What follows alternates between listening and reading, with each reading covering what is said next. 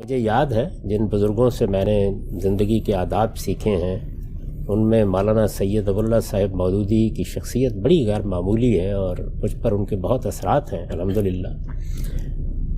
تو ایک مرتبہ لوگوں نے ان سے پوچھا کہ آپ پر لوگ تنقیدیں کرتے ہیں، الزامات لگاتے ہیں، آپ جواب نہیں دیتے، تو کیا آپ پر اس کا کوئی اثر نہیں ہوتا؟ یعنی آپ نے جواب نہیں دیا، آپ نے رد عمل نہیں ظاہر کیا، آپ نے کسی کی تنقید کو درخور اعتنا نہیں سمجھا، تو یہ انسانی زندگی کے مطالعے کے خلاف ہے یہ بات، اس لیے کہ غصہ تو آئے گا، انسان کو یہ احساس ہوگا کہ یہ کیا حرکت ہے جو میرے ساتھ کی جا رہی ہے۔ تو آپ جواب نہیں دیتے تو کیا اس کا اثر بھی نہیں ہوتا؟ یعنی طبیعت میں بھی یہ چیز پیدا نہیں ہوتی؟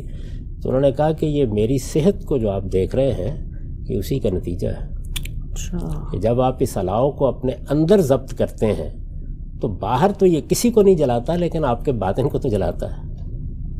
یہ اس کی تعبیر ہے کہ انسان کو کس طرح اپنی تہذیب کرنی چاہیے۔ تو اپنی تہذیب کرنے کا یہ عمل کیسے کیا جائے؟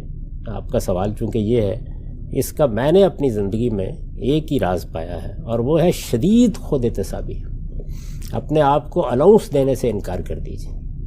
یعنی جس وقت ہم غلطی کرتے ہیں تو ہمارے اندر اللہ تعالیٰ نے ایک واعظ رکھا ہے، وہ آپ کو فوراً بتا دیتا ہے۔ اچھا، اس وقت اگر آپ نے نہیں بھی سنی اس کی بات، جا کے گھر میں بیٹھیں گے بتا دے گا۔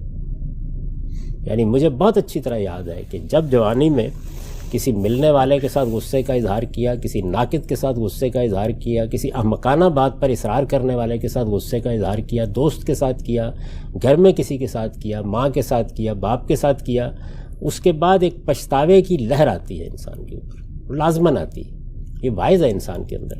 اب آپ نے اس آواز کو نہیں دبانا۔ یعنی اس وقت انسان کیا کرتا ہے؟ وہ تعویلات کرتا ہے، نہیں یہ موقع تھا اس کا، یہ آدمی اس کا مستحق تھا، ابا جان کو اس وقت یہی جواب دینا چاہیے تھا، اماں نے بات ہی ایسی کر دی تھی۔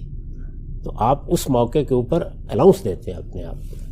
یہ اصل میں عمل بند کر دینا چاہیے، پہلے دن سے یہ طے کر لینا چاہیے کہ نہیں، جب بھی میرا ضمیر مجھے یہ بتائے گا، میرا باطن یہ گواہی دے گا کہ یہ میں نے ٹھیک نہیں کیا، یہ لفظ میں نے صحیح نہیں بولا، میری آواز بلند ہو گئی، میں نے دوسرے آدمی کے اوپر جوابی الزام لگا دیا، تو اب یہ ایک غلطی ہے، مجھے اس سے اپنے آپ کو پاک کرنا ہے۔ اسی کو تزکیہ کہتے ہیں۔